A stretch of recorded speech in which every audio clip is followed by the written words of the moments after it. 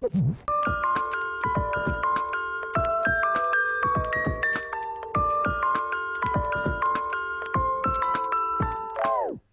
really want me to talk about my old LPS series, Sheila Goodwill, and by that I mean I got one comment asking about it, and I have a friend who's suffering an unhealthy obsession with this project, so I'm here to deliver. Sheila Goodwill was my first LPS series ever. Scratch that, LPS Life was my first LPS series ever, because that's what it used to be called in 2015 days. LPS Life went on to get several remakes, all of which have been lost to the Shadow Realm except this one here. It got a new name, Sheila Goodwill, and lasted 10 episodes. I would just like to point out that this series was made without a real editor. I used VideoFX Live to record all the episodes, but didn't export them to another editor to actually add background music, transitions, and other general tools to make the video good. This makes most of the series very awkward, so let's proceed. I called you an ambulance while you were unconscious. You're an ambulance, you're an ambulance, you're an ambulance. Ah! Get away from me! The very first episode opens with this obnoxious high school couple going at it in the hallways, a true staple in any LPS series. I'd like to point out that these are side characters and they are making the first impression by violating our eyes with their PDA. Speaking of violating our eyes, I can immediately tell I'm using the flashlight on my phone for lighting and it really kills the vibe. We're the most gorgeous, angelic, and most enchanted couple in this entire school. Yeesh, talk about an ego. She's speaking like they're royalty. And what a beautifully failed British accent she's got. She, Ginger, talks to her boyfriend, Bobby, about actually hanging out outside of school because apparently they don't do that already. So they're an artificial couple that makes out in the hallways for attention. She goes on to discuss this in the weirdest way possible, where 12-year-old me decides to make her go on an unrelated tangent with descriptive dialogue like I just discovered what adjectives are. They're serving waffles in the cafeteria today, and nobody wants to eat the disgusting, rotting, soggy waffle drizzled in disgusting maple syrup. Wait, what kind of school serves waffles for lunch? In the next scene, we're introduced to Charlotte, the most popular and stuck-up girl in school. Here we go. She's just been dropped off by her mother, who's incredibly cuddling. She praises her daughter, who all the while is telling her to fuck off and stop ruining her life by embarrassing her in front of her peers. The students around are all praising and idolizing Charlotte, almost to a parasocial degree as they fight for her attention. They part like the Red Sea and let their majesty through, who enters the school in search of her friends. By the way, it's hilarious that all these students are outside of school just to see Charlotte enter. Like, they are genuinely obsessed with her as if she's a celebrity. What did she even do to warrant getting this attention? It's certainly not her attitude, considering she's rude to literally everyone, including her adoring fans. She's not wearing any clothing, so it can't be her fashion. Is she supposed to be really attractive or something? Is a fairy an abnormality in the school and that makes her stand out? First, she finds Ginger and Bobby, who turn out to be some of her sidekicks, and insults them for making out for like a minute straight. Oh, it's about love and other crap that I don't care about. It really sounds like I was trying to be quiet when I said crap. Can't be caught swearing with my parents in the house, can we? She eventually leaves after randomly antagonizing them and approaches two new faces, Paige and Beverly, her other sidekicks. She proceeds to get into a stupid argument with them where she calls them brainiacs for no reason and they try desperately to prove they're not nerds. I'm talking about the really important exclusive test that could get us knocked down a grade or something. Make us retake senior year. Exclusive tests? I don't think I even knew what that word meant. I would just say things in hopes that I would sound really quirky and smart. Maybe I was the brainiac Charlotte's making fun of. Also, the idea that these kids are in senior year is laughable, and this will only be cemented further as the series progresses. What unexpected dialogue just pounded against my eardrum that came from this? Name one person in real life who talks like this. Charlotte proceeds to rant about how she's trying to find a student named Jenny because she had the nerve to... What was it? Had the nerve to insult May Wings. Do you want to maybe re-record that line? No? Alright. She gets angry when Paige and Beverly refuse to help her because of the attitude she gave them and calls them actual trash before wandering off to seek out Jenny. Suddenly, we get a silent, ominous shot of Jenny entering the school very stealthily that drags on for quite a bit before she spots Charlotte and runs away. We have here a moment of me actually showing rather than telling the story, which is quite refreshing knowing my old series. We are shown how scared Jenny is of just walking into school, knowing that this Charlotte girl will go after her. We get a chase scene where Charlotte tracks her down that almost feels straight out of a horror movie, not because it's actually scary, but because of the angles I chose and how genuinely terrified Jenny is. And also the flashlight makes the lighting very ominous. Suddenly, the lighting fixes itself as Jenny hides in the bathroom. Ginger and Bobby see Charlotte running off and decide to follow, but lose her along the way, finding Paige and Beverly in the process. They all ponder where she could have gone and why she was in such a hurry. Despite just saying he didn't know where she went, Bobby goes on to say that she was on her way to the bathroom, to which Paige wonders what in the tail Charlotte could be doing in there. Gee, I don't know, take a lucky guess. You know, you really are just a dumb bunny. Zootopia reference! This entire scene of wondering what's got Charlotte so worked up drags on for several minutes.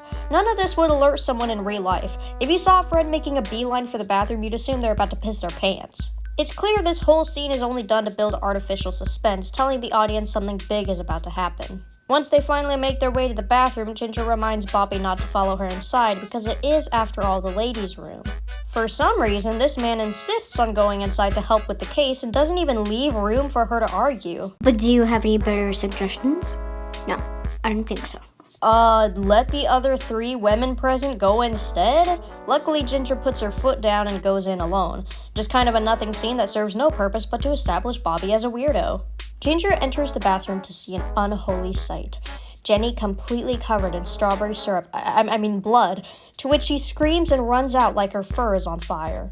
This bit is honestly more comedic than anything, with the way it just suddenly cuts to Jenny on the floor bleeding out. This is the issue with having no real editor. You fail to create suspense or shock without the use of transitions, music, and other tools to set the scene. Also, it's been about 2 to 3 minutes since we last saw Jenny or Charlotte because that space was filled with these blabbermouths discussing what in the world is going on instead of taking action to figure it out themselves. If they had gone to the bathroom sooner, they could have saved Jenny from the bloody brawl that all happened off screen, by the way. We never even saw Charlotte enter the bathroom, so until now, we never knew if she successfully tracked Jenny down. Beverly contacts an ambulance and has Jenny taken in. According to the paramedic, she will be okay, even though she was presumably in that bathroom bleeding out for a few minutes, enough time for her to die. Also, you mean to tell me no one else was in the bathroom nor entered to see this and report it?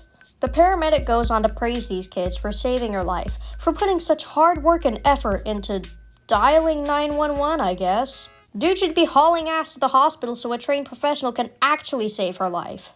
In the final scene of the episode, we finally see Charlotte again, wandering towards her wall of friends.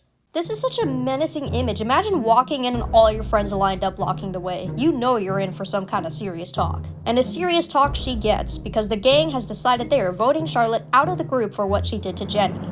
No longer will she be the queen of bullies, as they phrase it. So they're a group of self-aware bullies and take pride in it. Okay.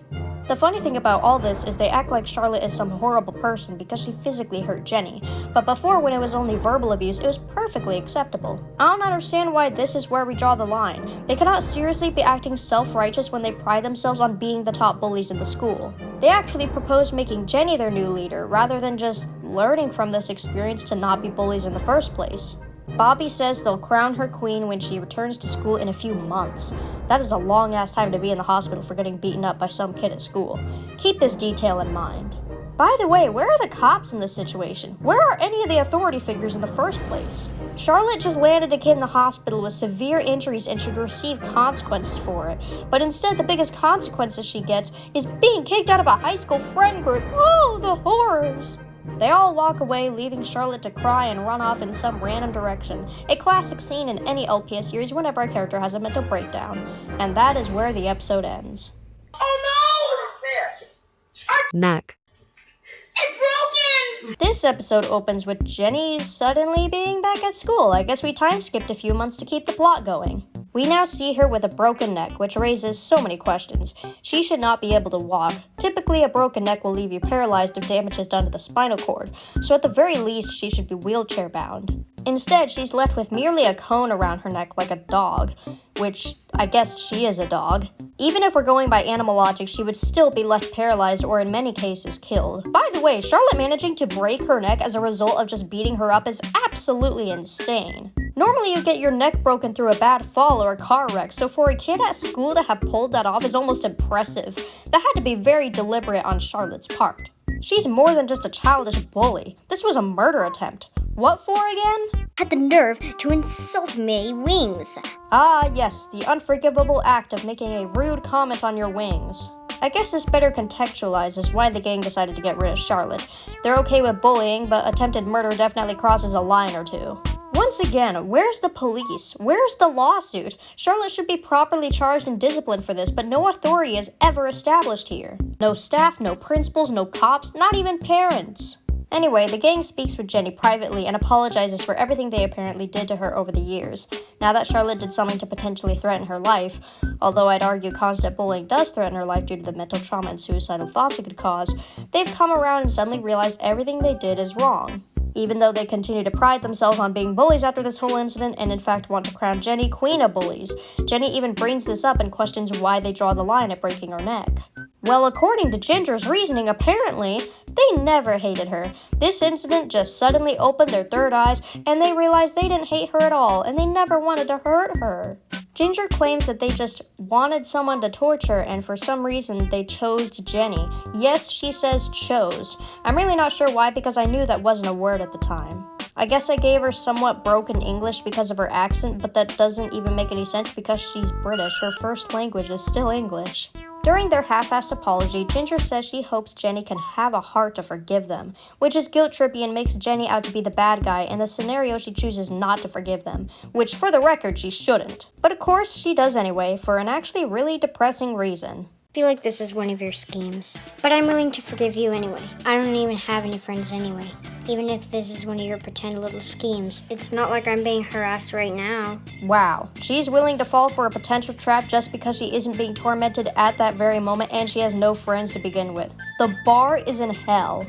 After receiving all this bullshit reasoning, Jenny just accepts it and decides to relish in her newfound power. She has a sudden personality switch where she basically just adapts Charlotte's attitude and rude behavior towards others.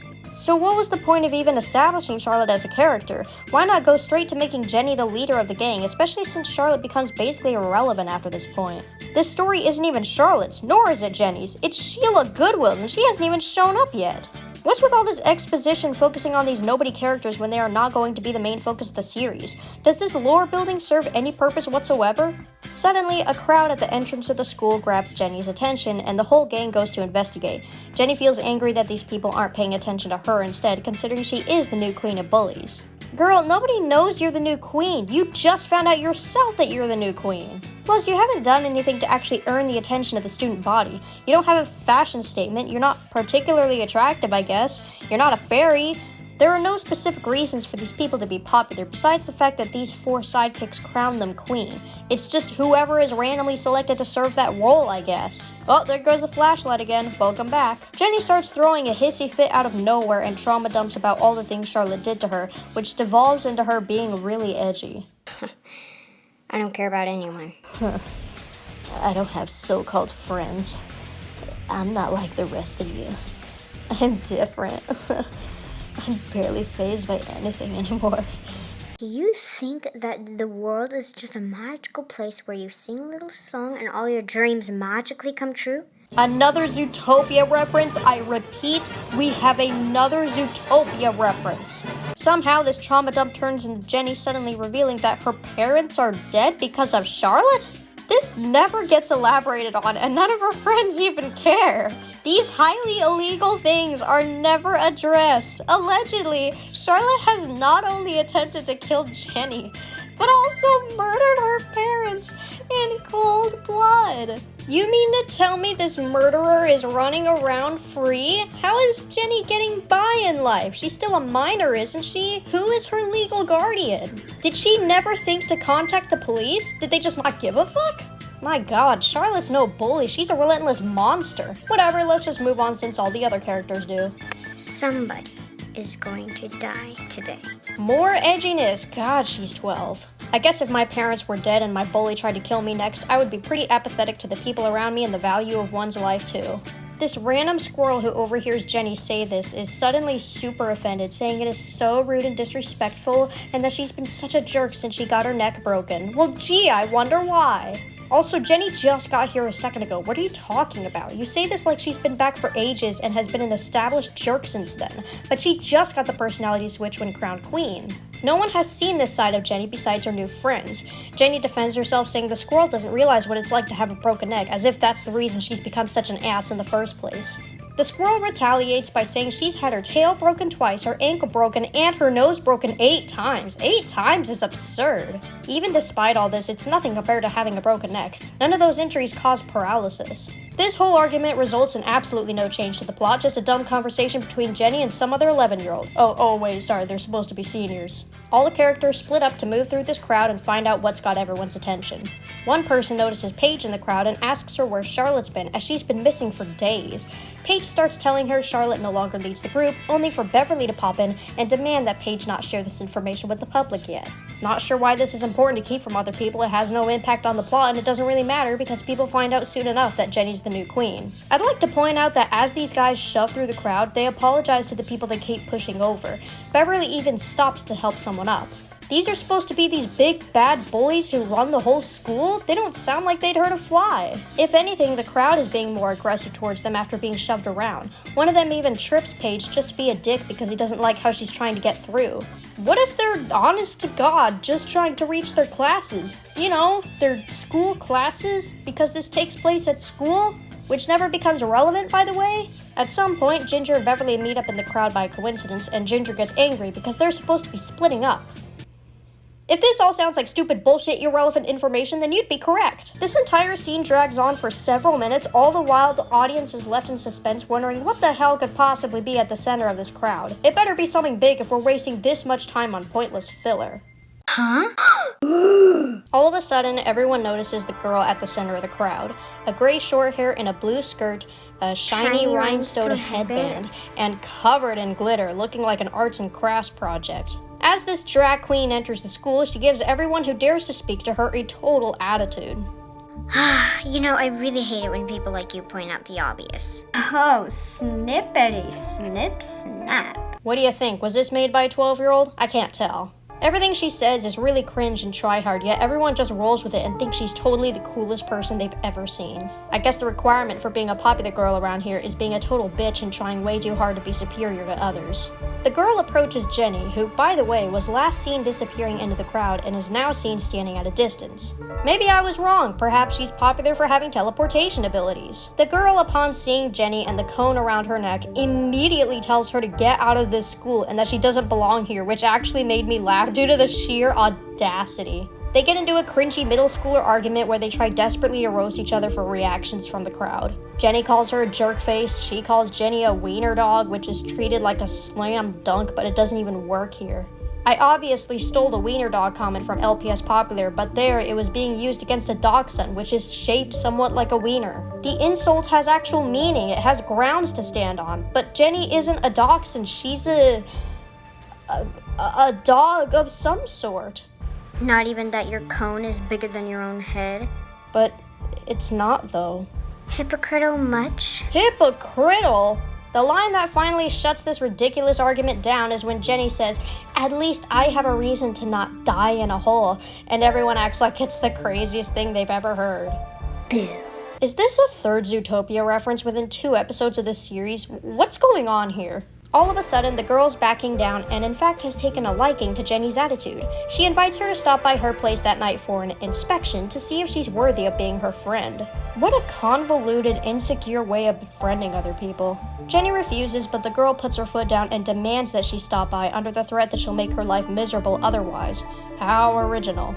Jenny doubles down, saying she doesn't scare her, only for the girl to shove her down in retaliation. Daring today, are we? Finally, Beverly steps in to stop the two from fighting and tells Jenny to just go through with this inspection to stay on her good side, but not before insulting the girl when she finally reveals her name.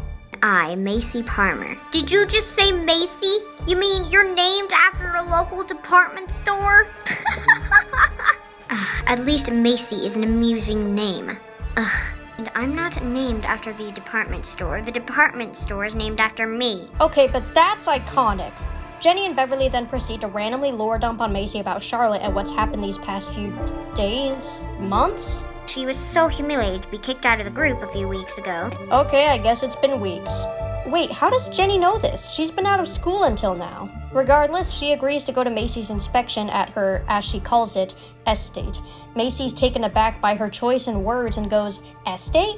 What are you, from the 80s?" I don't know why I thought estate was some old-fashioned term. I guess because I first saw the word on an old game called Toontown Online, but that shit was from 2003. This still doesn't make any sense. I'm not sure why Jenny even bothers entertaining this idea. Macy doesn't hold any real power over her as far as we know, and she's got 4 friends to back her up. I guess she just wanted to carry the plot along. Welcome to my house. As you can see, I've knocked over many chairs because I get so tilted at the towers. Caution, the following film. Film? Guys, I don't think I knew what a film was. This series involves mature themes such as sexuality. I don't think I knew what that was either because there is no sexuality present in this series. I like how I made this PG-13 despite being 12, by the way, under the guise of, I'm actually really mature for my age. This episode opens with Jenny approaching Macy's mansion, complete with a red carpet leading up to the doorway. Now that's just tacky.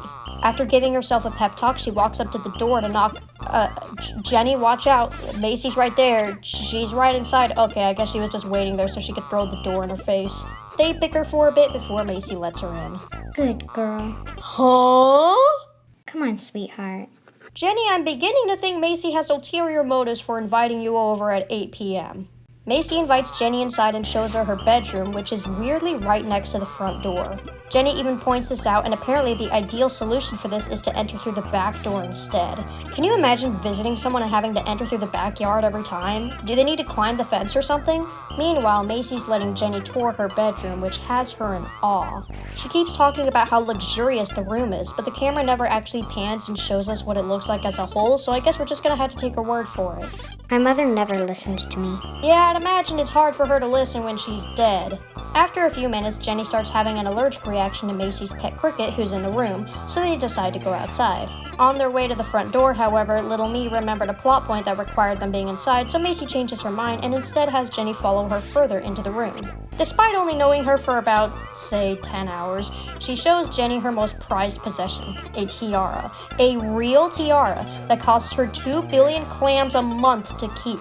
Apparently, this tiara once belonged to the Queen of LPS World, whatever the hell that means. So now we have royalty involved. How did she even get a hold of this thing? Who's she paying for it?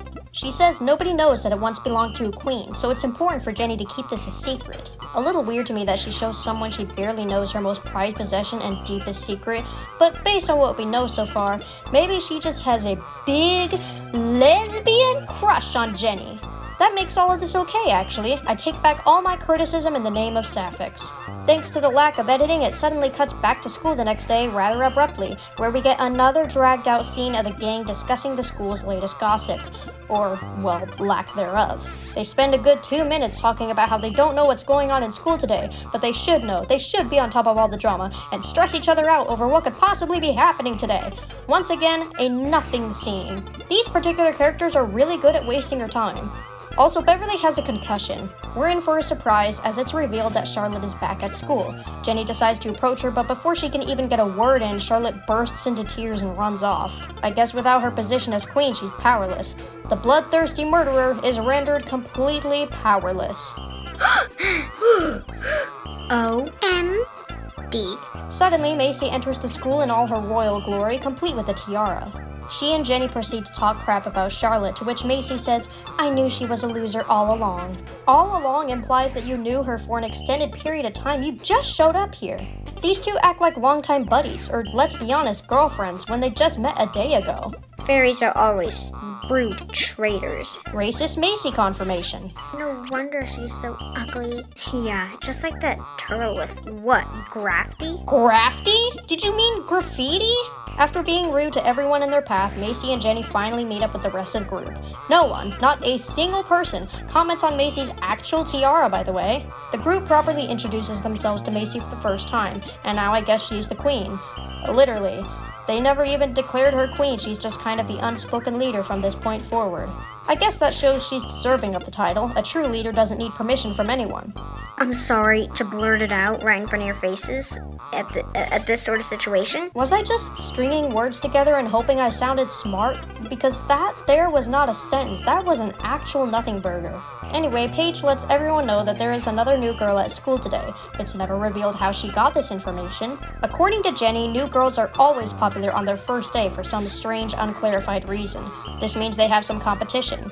Luckily, Macy shouldn't have to worry about this girl. After all, she's got 5 friends to fall back on, all of which she just met, and she's royalty. She almost blurts out that she owns a tiara that belonged to a queen while monologuing, by the way. Jenny's the one who has to interrupt and stop her from exposing her deepest secret to everyone. How did you spend so much time stressing how important it is not to share this with anyone, only to nearly make that mistake the very next day? Luckily, the gang is distracted by the new girl walking into school that same minute. A blonde cat with a wig walks up to the gang and begins to introduce herself as Sheila Goodwill, only for Macy to cut her off with a scream as she runs away in the other direction. And that's the episode. She didn't even finish her scream before it just cut off. We only find out next episode why she was freaking out, so people at the time were just left on this note where Macy flips her shit for seemingly no reason. By the way, this is the first we see of Sheila Goodwill, the actual main character and focus of this series, and we see her for like barely 10 seconds. I'm out to make a pizza. Jenny follows Macy into the bathroom where she is having a complete meltdown. And I mean a complete meltdown. Look at that mascara running a marathon. Jenny expresses concern, not over Macy's well-being, but over her now messy appearance and reputation, considering she just broke down in front of her peers. Macy can't even articulate how she's feeling through sobbing, so we, the audience, continue to sit in confusion for a full minute, wondering why she's even freaking out to begin with. Eventually, she spits out that Sheila has bleached blonde fur and hazel green eyes and a beautiful dress, and yeah, I'm starting to think Macy's just a lesbian. A lesbian who's worried that other gorgeous women have the potential to take over her spotlight. It is bad that, her fur is naturally bleach blonde. So I didn't know what bleaching hair meant. I stole the bleached blonde comment from LPS Popular, somehow thinking it just meant bright blonde hair, hence Jenny calling Sheila's hair natural. I thought it was dyed on. Well, at least Macy knows what bleaching hair is. Eventually, Jenny builds up Macy's confidence and reassures her that everything will be okay. They agree to plot the Sheila girl's downfall, and Macy goes to the bathroom to wash up. What is this? Why the music choice? Why the ugly ass text on the ugly ass background? Now, I don't know if you could tell by the sound quality, but this music was not edited in. It was playing on my dad's iPad next to my phone, which, fun fact, is how I added all my music and sound effects for a very long time, even when I started using an editor. I know, it sounds so good here you'd never think, right? Jenny meets up with the rest of the oh my god, I can't with this wall of friends. They're definitely the assholes that walk at the pace of a snail while making an impassable wall to those of us who actually have places to be. The rest of the gang is also panicking about Sheila, apparently, when all she did was walk in and introduce herself. She's talked about like she's a huge threat capable of war crimes, and for what reason? Because she's blonde? Jenny brings up a potential plan of pretending to befriend Sheila to the rest of the gang, to which they ask for more details and are disappointed by the lack of them. But when's the perfect moment to completely humiliate and obliterate her life? Obliterate. Due to the lack of details of the plan, Beverly says Jenny's just a big disappointment today. Seems a bit harsh considering Jenny's just thinking up a plan now and is asking for further advice. Ginger suggests tripping her or smashing her face in front of the whole school to humiliate her, which I don't find particularly embarrassing. If you saw someone getting hurt by another kid, you'd assume a fight's about to start and might crowd around them or even be concerned for the kid, but laughing at them doesn't sound like a realistic response to such a situation. Maybe Beverly should call out Ginger for being the real disappointment here. However, these suggestions actually give Jenny an idea, which she doesn't reveal at the moment. She runs off, eager to tell Macy, which leaves the rest of the gang feeling neglected. Is it just me, or does it seem like she's only paying attention to Macy now?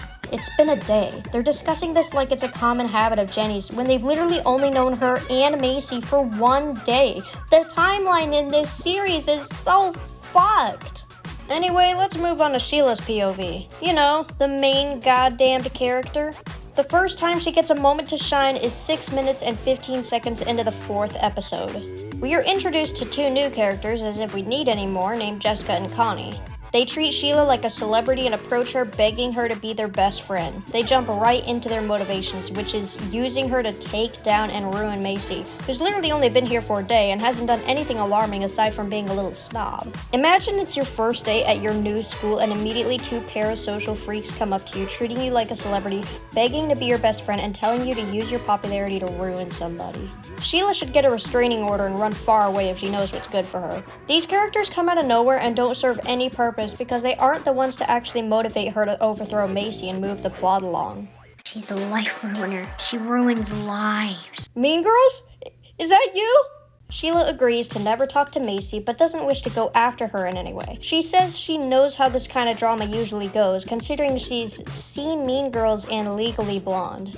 Yes, Allison, we know you've seen Mean Girls. You just quoted it 2 seconds ago. But Legally Blonde? That had nothing to do with mean popular girls. I for real just saw a blonde character on the cover and assumed it had something to do with it, really feeding into the stereotypes the movie calls out and discourages. I missed the point of the movie without even seeing it. Incredible. Also, what was the point of even bringing up these films? It's like I'm calling attention to the fact that this series will be ripping off Mean Girls, but no, guys, this one's original. This one's different, I swear. I'm quirky and unique, guys. Oh no, Sheila!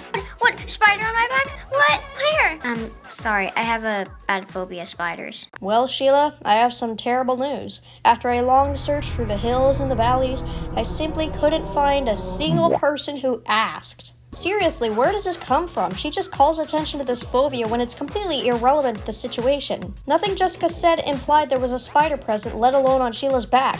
Also, how would Jessica know there's a spider on your back when you're facing her? This is such a random bit thrown in that just makes Sheila feel like she's trying to be the main character, which I guess I can't blame her for. She is the main character and hasn't gotten any attention until now. Moving forward, Macy and Jenny approach Sheila in the middle of this conversation. Before they can even get a word in, Jessica and Connie basically tell them to fuck off. The two of them use this hostility to manipulate the situation and make Jessica and Connie look like the aggressors when they were just being defensive because they know they're bad people. Even though it's only been a day, yet it keeps being treated like this is a long time established fact.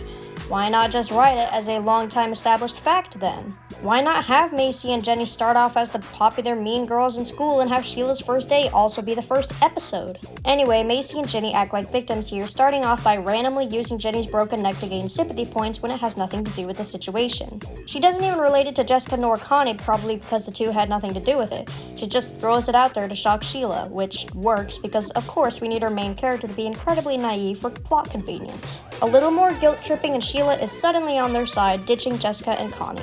Both of which introduced themselves just now, by the way, like they never established their names before. They also introduced themselves including last names, which is a recurring thing in my series even though nobody does this in real life. Macy, Jenny, and Sheila walk away and decide to plan a girls' night out. Macy suggests the three of them go out to the Pizza Palace, a business of which her mother owns. This is supposedly where she gets all her money from. Stop everything right now and direct me to the pizza place that pays you this much money to the point you can afford an actual tiara. That is unheard of. Sheila agrees to meet up with the girls later and she goes home to shower midday. Sheila's mom says goodbye and oh my god, what happened to her? Keep in mind that most of the LPS I used in this era were not mine, they were borrowed from my friend. I want to know the story of how this LPS ended up covered in nail polish and with her ear bitten off. Look at how the original LPS looks! Look at it! Look at it! Look at it! I want all of you to look at it! Let's move on to the actual hangout where Macy and Jenny have already arrived.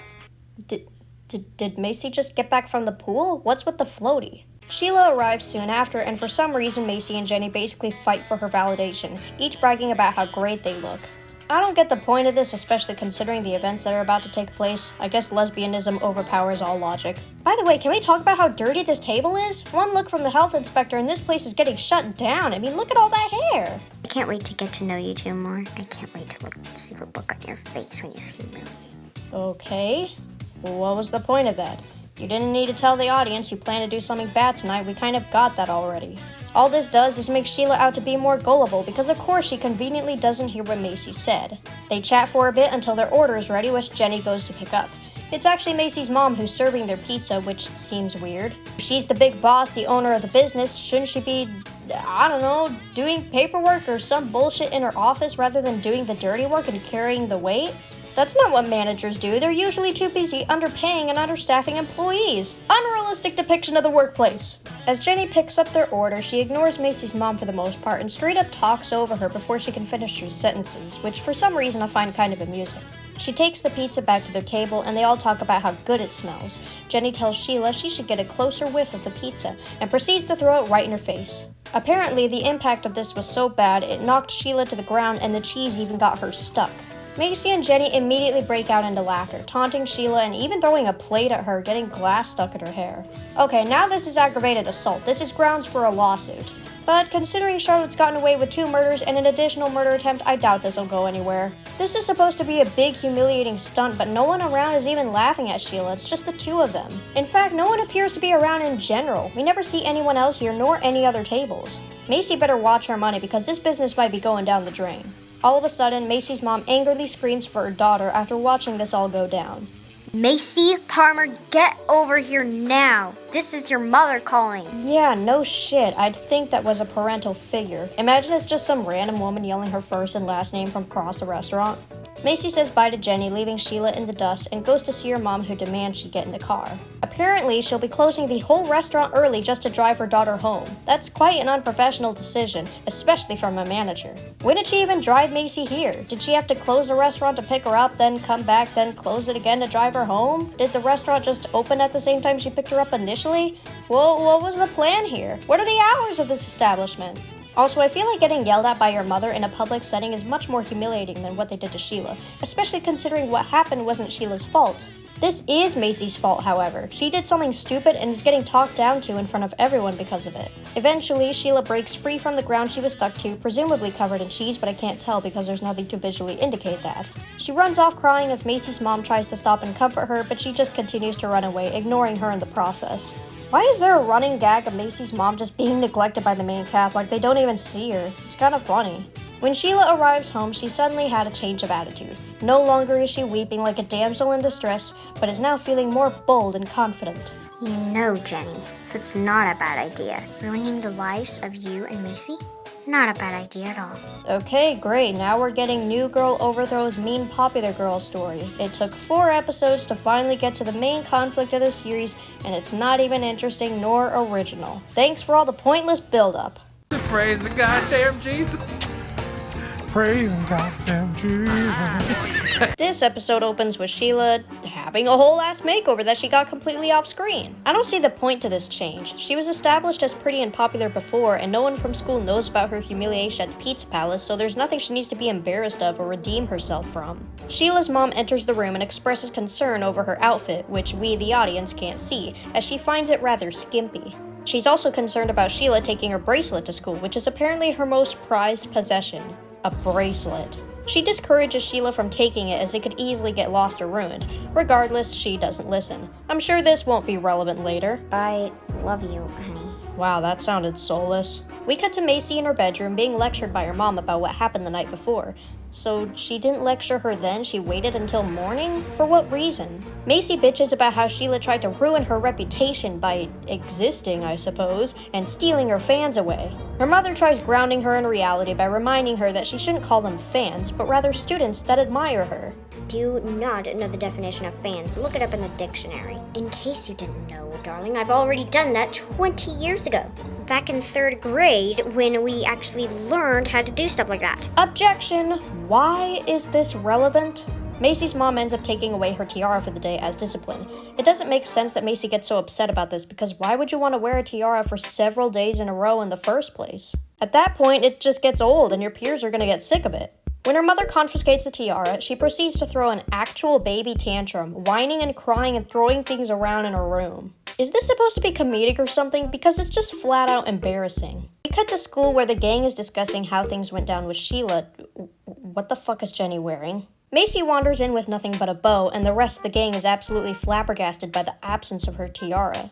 They act like she looks terrible, but she looks fine. A nice little bow is perfectly acceptable, plus it looks pretty fancy, all things considered. Macy admits to throwing a tantrum in her room, which honestly seems like it'd be pretty embarrassing, and I'm surprised the others still have any respect for her after the fact. And now I am as livid as heck. Do I even point out the dialogue anymore? Jenny shows sympathy for Macy's situation, I guess, and randomly points out that the tiara once belonged to a queen, which was supposed to be Macy's deepest secret. No one even reacts! I had completely forgotten about this plot point when it's literally only been 2 episodes. Well, that's out there.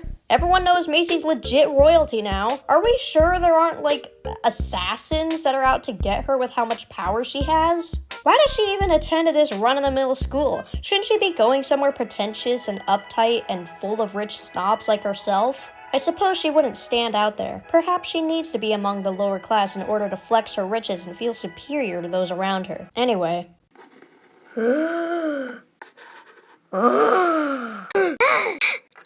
Whoa. Enter the new and improved Sheila Goodwill, complete with a makeover, old lady glasses, a frilly skirt, and a bracelet that clashes with the whole fit. What about this is skimpy, Mrs. Goodwill? Did I even know what that meant? Upon seeing this beautiful, irresistible, borderline unrecognizable Sheila, she even changed shape for crying out loud, Macy begins having a meltdown, hyperventilating, shaking, heart pounding, absolutely floored by how gorgeous she looks. She simply can't contain her undying love and attraction for Sheila anymore. This is the breaking point. It's time to tell her how she really feels. And I hope you jump off a cliff, die in a hole, and hang yourself, and die forever, and kill yourself. Oh wow, looks like we got a bit of a tsundere on our hands. It's fine, I'm all for toxic Yuri. Macy appears to be genuinely mentally unwell in this episode if the tantrum wasn't enough to portray that. She is having a comical meltdown over Sheila's new look, one that we can't take seriously and also hurts her ears.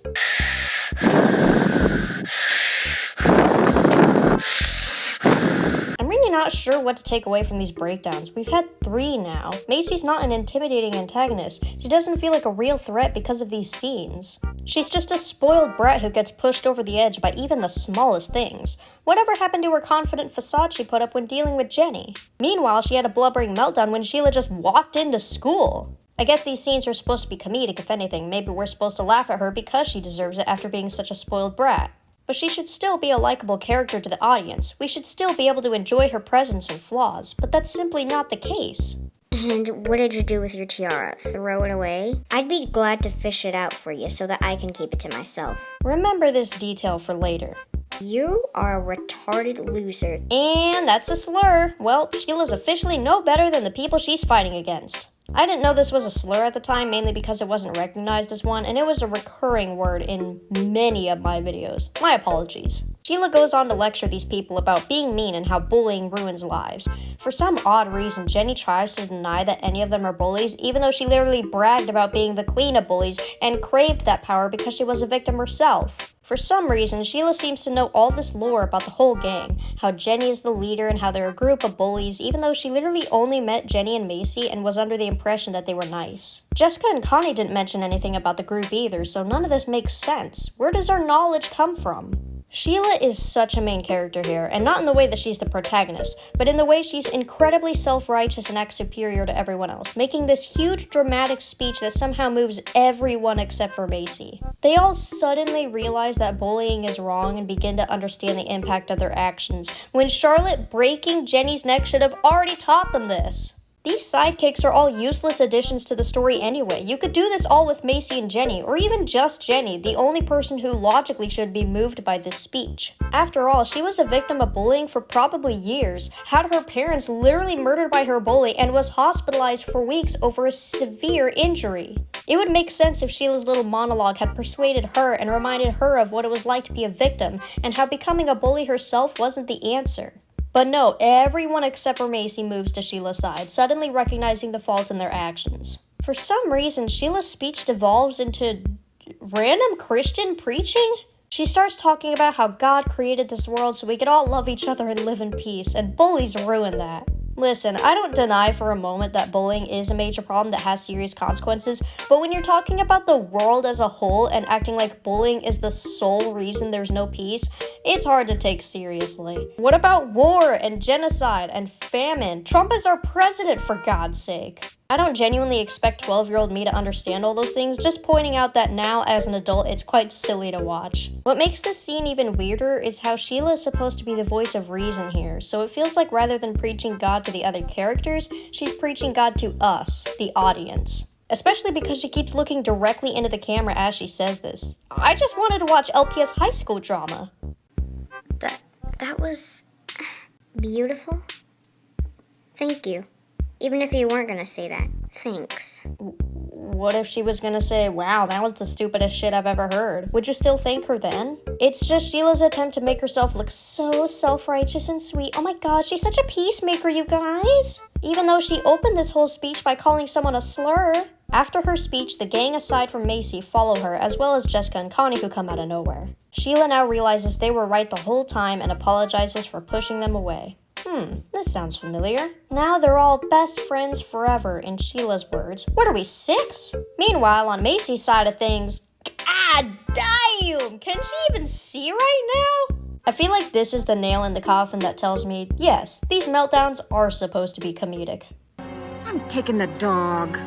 Dumbass. This episode opens with, what's happening? I can't see jack squat. It's like this for 2 full minutes while we listen to the dialogue and try to pick up what the hell is going on. Macy lets her pet cricket Jewel outside into the cold, dark rain and refuses to go out with her because she's had a bad day.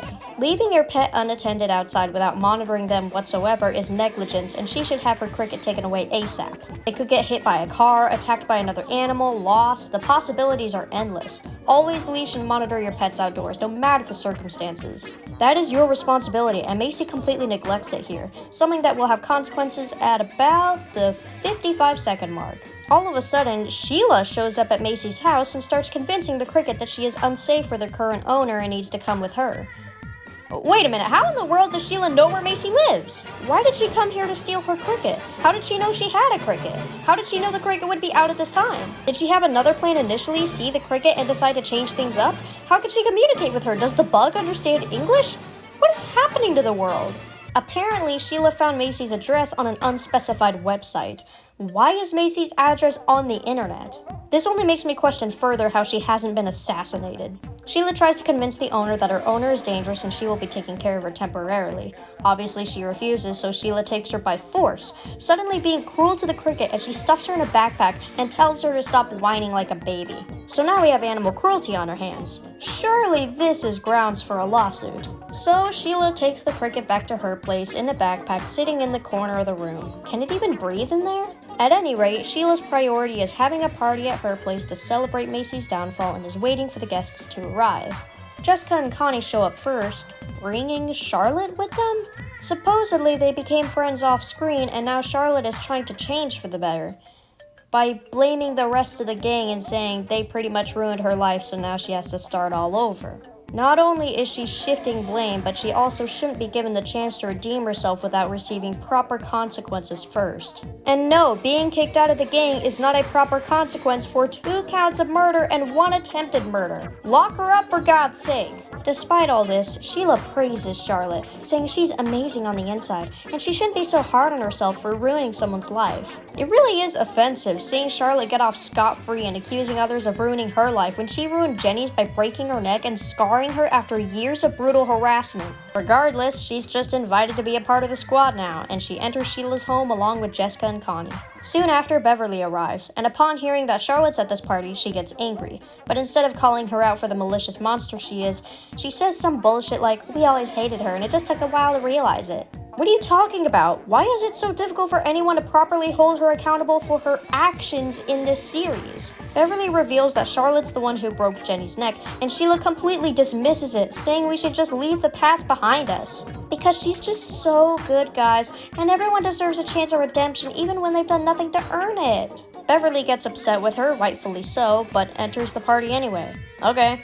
Paige and Jenny arrive next. Are we seriously doing this? We're just gonna watch as everyone arrives in groups for several minutes straight? There's nothing really happening in these scenes, just random filler dialogue that doesn't really change anything. Sheila has the audacity to judge Jenny for not wearing anything fancy for the party, even though she's just wearing the same shit she did to school. Sheila, it's about who you are on the inside, Goodwill, everybody. Hey, at least Jenny lost the horrendous purple wig from earlier. Next, Ginger and Bobby arrive. Ginger kisses her boyfriend on the cheek completely unprompted, probably to remind the audience they're dating because I'm sure it'll be important at some point. The two of them enter the house and that's the last of them. Once everyone's inside, that's when Sheila finally starts the party.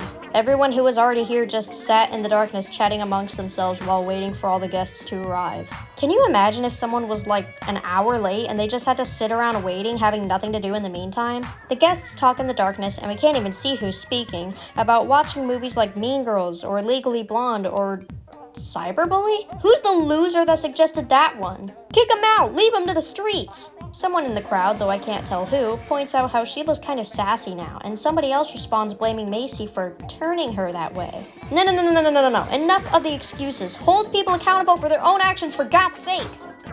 She's a bad girl like us. Ooh. Only we don't bully anymore. We're just like, casual, bad girls. Please stop. Finally, Sheila starts up the party with a confetti filter on VideoFX Live and a disco ball I took from my sister. There's no flash warning for any of this, by the way. They continue to discuss what movie they'll watch, which seems a bit odd. Parties are typically where you blast music, dance, maybe have a drink or two, but watching a movie? Is this a party or a sleepover? Are they gonna watch it with the confetti and party lights? Someone's gonna have a stroke. Well, Bobby doesn't really like those kinds of movies. He's more into Star Trek and Jurassic World and stuff. Remember everyone, he's a guy, so he can't like chick flicks. They eventually settle on something and we cut back to Macy, who's wallowing pathetically in her room. Probably over the shit show that went down earlier at school, but also potentially over the mountains of homework she's likely gathered while focusing all her energy on popularity. Who knows? Oh hey, the glitter's gone. She really did fall off. Is this a new look for attention from your peers? It's not doing it for me. In all seriousness, this cat belonged to a friend at the time who'd covered it in glitter and I decided to fix her up by removing it. Turns out the glitter was covering up something worse. Blue jaundice. Macy goes out to check on her cricket after the storm's completely cleared up. This makes you wonder just how long she waited to actually check on her pet just because of her own mental problems. Why does that have to be the poor cricket's responsibility? She keeps hiding behind this "I had a bad day because Sheila ruined everything" excuse and continues to use it against her own cricket. You know how stupid that stupid dumb Sheila Goodwill is. It's okay, Allison, you can swear. You already said a slur last episode. Eventually, Macy realizes that, shocker, something bad happened to her pet while she left it outside unattended. She starts panicking, still wandering and yelling for her pet, when she suddenly trips over a hole in the red carpet.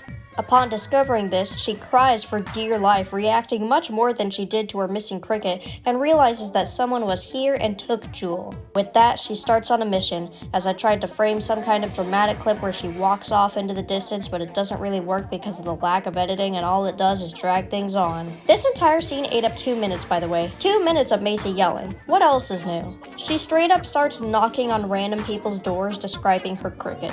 Doesn't she have servants she can send on this mission or something? She eventually reaches someone who does know Jewel's location. She describes this whining noise coming from a backpack that a tiger cat was carrying. This immediately grabs Macy's attention and she asks for more details, which the stranger provides for her in some kind of accent. Pink shiny cat eye glasses and pink skirt. What do you even call this accent? Why did I decide to go for this voice? I kinda love it. Macy ends up tracking down Sheila's house with the information given as the stranger wishes her luck. Zack finding a resulting pet. Yeah. Did she just spit on her? Even the spit has an accent. Why is the lady so uppity and rude about this? Does she not realize that she's talking to a multi-billionaire with hordes of power? It's crazy knowing Macy that she doesn't have any negative reaction to this behavior, to be honest. Doesn't take any offense, is super polite through the whole interaction. With that, Macy storms off, finds Sheila's home, and bangs on the door. I'll get it, guys. Well, I should hope so. It's your house. On her way to the door, Sheila hears Jewel continuing to whine from inside the backpack, probably suffocating, and proceeds to hit the backpack to shut her up. Cool, just make her even worse. Upon seeing Macy on her porch, she panics and questions how she found her house. She responds saying she'd found the address on social media? Why is there personal information just plastered all over the internet?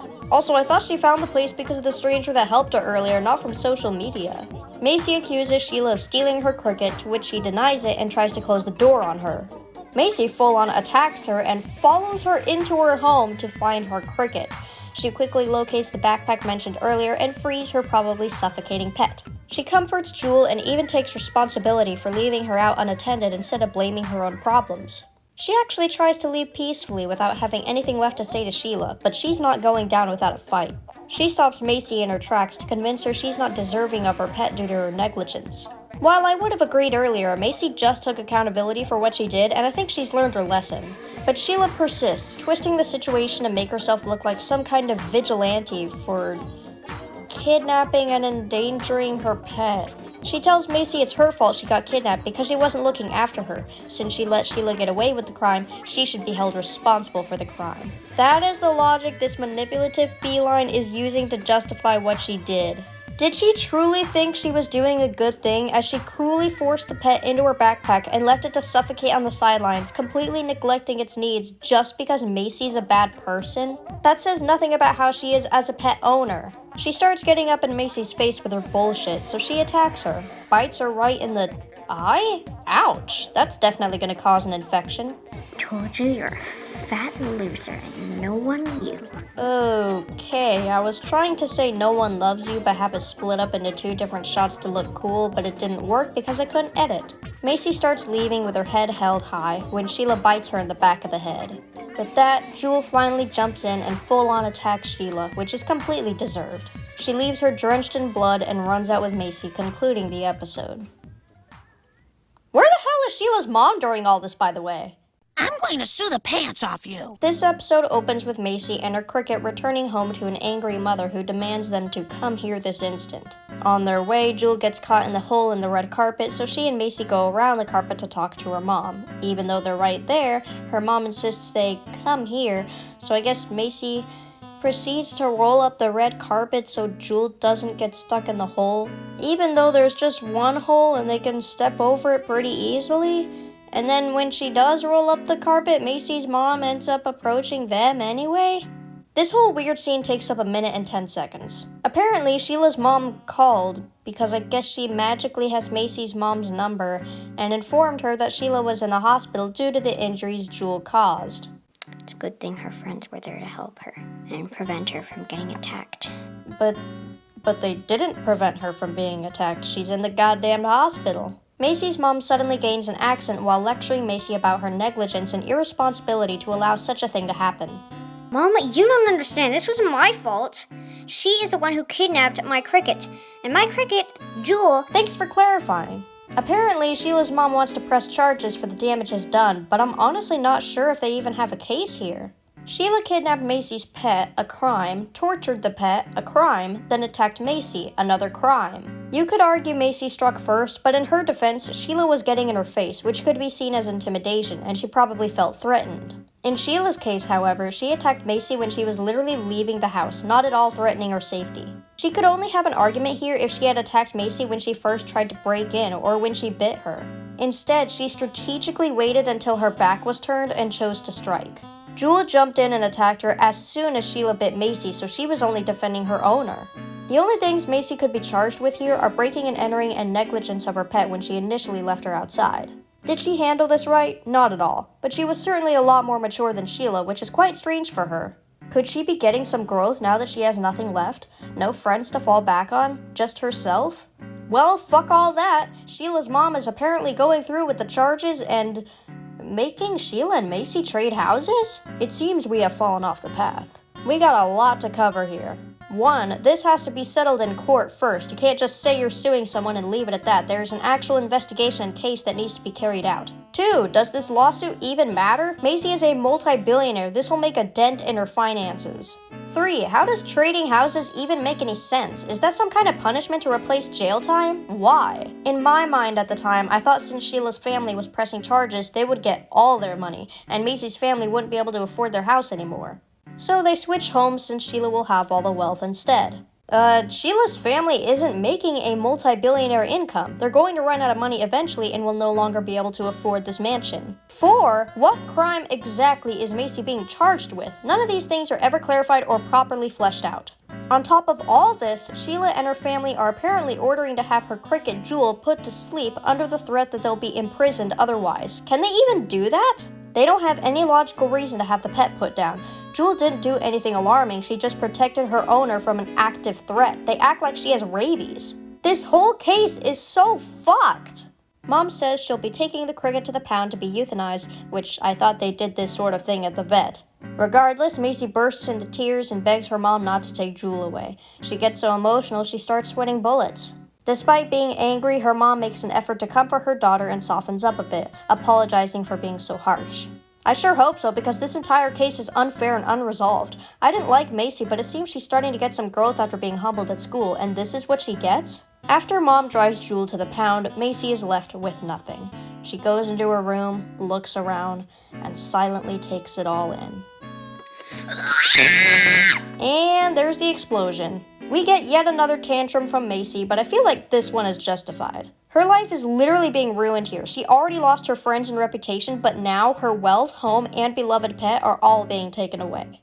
After crashing out, she grabs her phone and starts dialing Sheila's number. I don't understand how all these people magically have contact with each other. Probably from the doxing of their personal information on the internet. Macy straight up threatens to kill Sheila, to which she calmly responds that she's struggling with medical bills and that's why she's suing Macy. That would be reasonable under normal circumstances, but like we discussed earlier, I don't think Sheila has a case here in the first place. Not to mention, if she only needs to cover medical costs, why is she taking the billions and billions of dollars that Macy has? Also, Sheila's injuries don't line up with the events that happened. Apparently, she broke her ear and fractured her ankle, but that makes no sense considering Jewel attacked and bit her. Infections, bruising, and puncture wounds are more common in these cases, while broken bones are quite rare, yet they're the only injuries she sustains. My room is once again a mess because I just threw another tantrum because of you. What kind of goofy reasoning is this? I threw a tantrum and destroyed my room, and it's your fault. Macy starts laughing maniacally and going on these insane rants as she promises revenge. She sounds genuinely unwell and demented, or as Sheila so eloquently put it, Personally, you sound like some sort of freaky new character in the brand new Five Nights at Freddy's. Can you tell I didn't know a single thing about FNAF? Sheila tries to hang up, but Macy declares war. She sets a time and place in school the next day for the two of them to square up. Sheila agrees to this war and hangs up on her. Macy, driven to pure insanity, starts laughing like an actual supervillain as she slowly approaches the camera.